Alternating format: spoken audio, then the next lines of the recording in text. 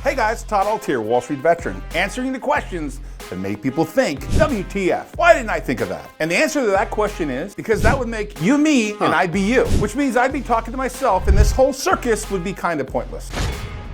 While we're on the topic of talking to ourselves, are there questions you take the time to ask yourself on a frequent basis? Now, I'm not talking about pie in the sky, magic 8-ball nonsense crap.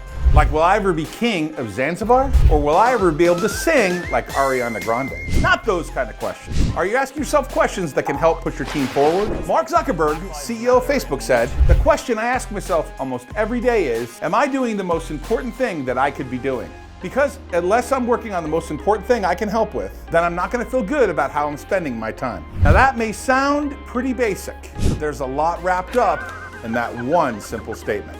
Zuckerberg is asking himself to A, prioritize his time by not getting involved in anything that's less than critical.